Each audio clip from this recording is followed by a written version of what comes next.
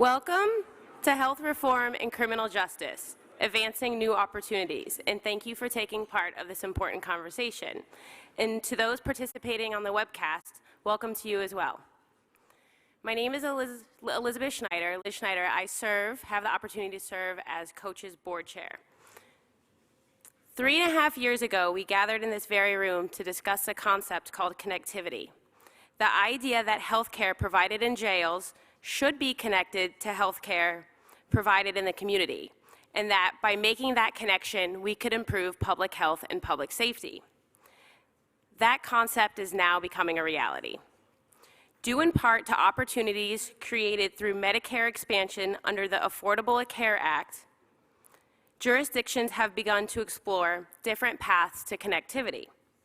Some are working closely with community providers. Some are enrolling eligible inmates in Medicaid prior to release, and some are adopting new health information technologies to bridge health and public safety. There is no one right way of doing this. It depends on the jurisdiction, its circumstances, and its need. At the same time, policymakers are recognizing the critical roles that jails play in healthcare safety net, serving high-risk, high-cost population, a role that, under healthcare reform, takes on new significance. They are seeing that in order to bend the cost curve, the healthcare needs of the jail involved must be addressed, and jails must be partners with community providers in creating a continuum of care. We are pleased to be convening this meeting with Health Affairs.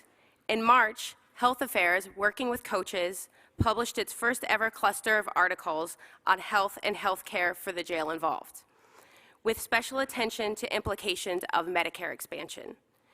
To me, this is yet another indication of how far we've come in the past 3.5 years. At past meetings, we have discussed ideas and possibilities. Today, we are talking about what we are doing right now to fully leverage the opportunities that Medicaid eligibility brings to the jail-involved population. It's an important conversation. We have an exciting agenda for you today. We are privileged to welcome Tony West, Associate Attorney General of the United States, and Michael Botticelli, Deputy Acting Director of the Office of National Drug Control Policy, as our keynote speakers today. Our panel discussions will draw on issues raised in several health affairs articles and present concrete examples of what policymakers and practitioners are doing across the nation. Some of the authors of those articles are here today as panelists.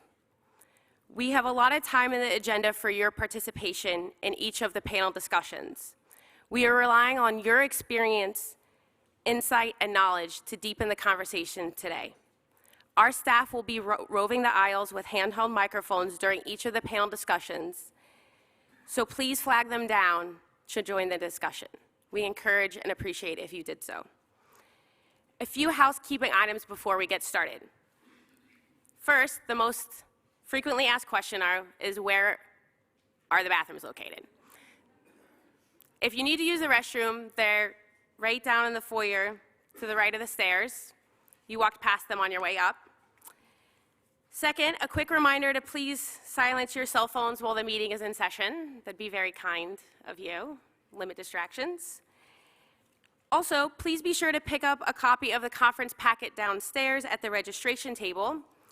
It includes a copy of the special edition of Health Affairs and a revised 2014 edition of COCHS Glossary of Criminal Justice, Healthcare, and Information Technology terms relevant to the work we are focused on here today. Most of you are already aware that this meeting is being webcast live so that we can reach as many people with the information and ideas we are discussing today. Lunch will be held on the second floor of the Thunder Grill, right here in Union Station. You will need your meeting badge to be admitted, so please be sure to wear your badges. COCHS staff will guide you to the restaurant, but we have confidence you'll be able to find it. It's right out the doors and to the left. But if you can't, we'll help you, gladly. You'll find a meeting evaluation form in your folder. Please take a moment later this afternoon to complete it so we can be sure we are meeting your interests and needs with our work. Your feedback is appreciated. Recognizing that you're all busy people with places to go, planes and trains to catch at the end of each day, we'll do our best to be extraordinarily punctual. And once again, on behalf of coaches, thank you so much for being here and taking a part in this conversation. And now it's my pleasure to welcome Jane Hebert-White of Health Affairs, who would like to say a few words.